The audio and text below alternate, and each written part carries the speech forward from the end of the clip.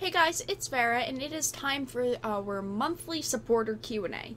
If you don't know what that is, it is a time once a month usually, sometimes twice a month, where I answer my supporters' questions, I give them answers. If you are interested in becoming a supporter of the channel, the links are in the description. The current crowdfunding platform that I personally use is Patreon, so just check out the description if you're interested. So let's just get straight into it. So the first question is, who are my largest inspirations in life? One of them would definitely have to be Elon Musk, because he believes that the first step is to establish that something is possible, then probability will occur. I firmly believe in this. Even though a lot of his pieces of work and his projects and his ideas have failed, he's one of the most imaginative people alive in my opinion, and he still tried to make them work even if they didn't. George Orwell and Stephen King are among two of my other inspirations, due to their beliefs that persistence is key, and their lives have proved that. They are very large inspirations to culture today. I firmly find these people to be inspirations in my life. The next question is trading card games or video games? And for me here, context matters. Am I the last person alive on the planet?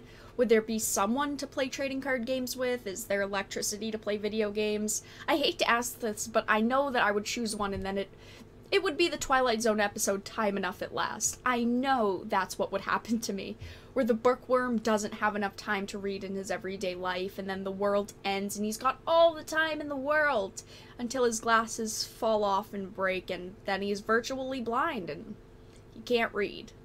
Next question is, if I could change one thing about gaming consumers, what would I change? And for me, that would probably have to be expectations. I feel like as technology grows, people have such high expectations of consoles, of games, they expect so much when they shouldn't. And I'm not saying that they shouldn't, as things evolve and prices of things go up, your expectations go up. But I think that expectations are really a problem when it comes to everything, but especially gaming consumers. Platforms change, the PlayStation 3 to the PlayStation 4, the Xbox One to the Xbox One X.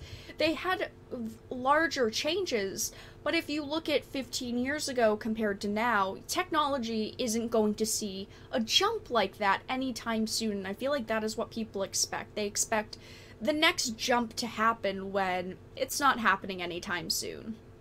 The next question is a Magic the Gathering related question, and that is, do I feel like having planeswalkers in every standard set is healthy, or should they go back to the original plan when they would be intermittent? And I believe that they should go back to the original plan. I feel like I definitely don't like having them in every set, because I feel like having planeswalkers in every set does get rid of that special feeling of them. Even though they're not going with the block format anymore, or so they're saying, I think that if we had, say, 3 sets, if the third set had planeswalkers, but the first 2 didn't, that would be a really good change. I think I would really like that. But another thing is that planeswalkers really do add to the value of the boxes. And if the planeswalkers were gone, of course they would fill those slots with other cards, but would we lose potentially a lot of the value out of boxes? Would that be worse for consumers like you and me? So I guess it depends on what way we're looking at it, but just the straight up way, I really would like it back to the original plan where planeswalkers were very sparse. You didn't see planeswalkers a ton, only in special sets like Dominaria or core sets. I would really like that back. So the next question is, why do I not want to become a professional trading card game or Magic the Gathering player? And for me, I play these things, I have these hobbies to have fun.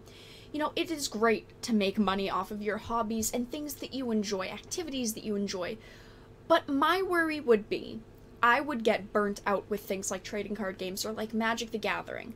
And when I get burnt out, say from a video game or from something like Magic the Gathering, I can take a break. I take a month or 2 break from that specific game or even Magic the Gathering, and then I come back and that is restored. That enjoyment is restored because I've missed it. But if you're a professional, you need to practice at that specific thing every single day. You need to learn different strategies, keep up with the meta, keep up with pricing, you know, card pricing changes. And I wouldn't want to overwork my love for something like Magic the Gathering and risk losing that passion. Because things like Magic the Gathering and trading card games are a really big passion of mine, so you know, it is great to make money off of your hobbies, but I wouldn't want to get burnt out with that and potentially lose the love that I have for said hobby. The next question is, have I ever been in a trading card game rut or a video game rut where I don't want to play, I don't want to purchase, and I don't enjoy the games that I'm playing? And yes, I go through that, you know, like every other person. I feel like every person goes through this. Looking at Magic the Gathering specifically, every couple of months, if I am playing, you know, every single week, I do get into ruts, and I don't want to play for maybe a month or maybe a week.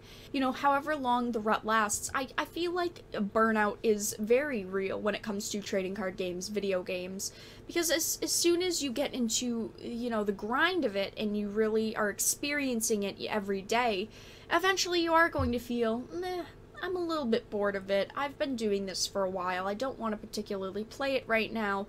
And I do definitely do that. I do go through phases where I don't really purchase.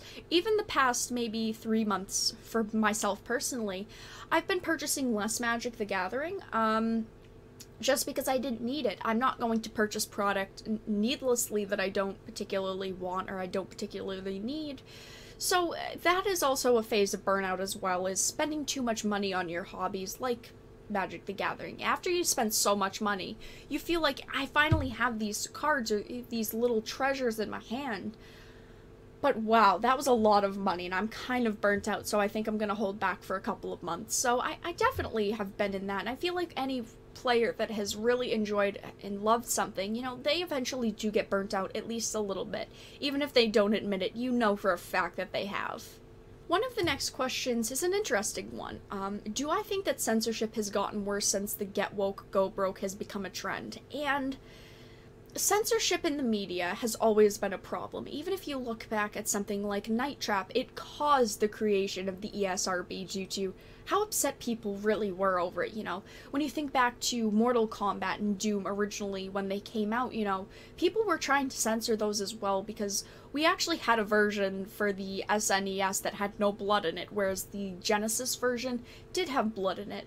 And ever since then, the beginning of gaming, really, there's always been people that have wanted to censor games. It's just, today with social media and how intact we are with social media, it's become much easier for people like you and me to voice their opinions. That it might seem like there's more censorship, but really it's a fight we've always been fighting, in gaming even. People wanting to control what you and I see, and I definitely don't think it's gotten worse. I just think as social media grows in the way to talk to people and share things, it affects how much we truly realize censorship is going on. I definitely don't think it's gotten worse. I just think that we've become smarter with noticing it in specific situations. And the last question is, what is one game series that I've always loved? This is such an easy answer for me, Knights of the Old Republic. I love the Knights of the Old Republic games. I even love the Star Wars The Old Republic MMO, which is loosely based on Knights of the Old Republic. It was supposed to be like a 3 since Revan is in it quite a lot of times. You're playing as a Revan-esque character where you choose your own story, you choose what happens, you choose who you are, if you're light side, dark side, etc. And it really has that feel, but I've always loved the Knights of the Old Republic series. That was actually one of the first game series that I played 1 and 2 back to back, and it was one of the first game series, I should say, that I really finished. I did everything in both of the games, and then I got into the Star Wars The Old Republic MMO, since that is about 8 years old now. It came out in 2011. Knights of the Old Republic is definitely a series that I love it. I think it's got great replay value. It's a classic in my mind. It's one of my favorite series of all time, and I don't think any game series is going to replace that in my heart. But that is the end of the questions for this month, you guys. If you have your questions and you are a supporter, please comment them in the Patreon. You know, you can ask them to me in Discord, you can ask them to me on Twitter. Feel free to ask them. You know, the Discord does have the Patreon exclusive or supporter exclusive server, channel, I should say, that you can comment in. Always leave your questions. Thank you guys so much for watching this video. If you do want to become a supporter of the channel, the links are in the description. Like I said, I do have tiers on Patreon and such for only $1 a month, and it really helps out. But I hope that you guys enjoyed this video. I hope that you learned something about me, and I'll talk to you guys in the next video really soon.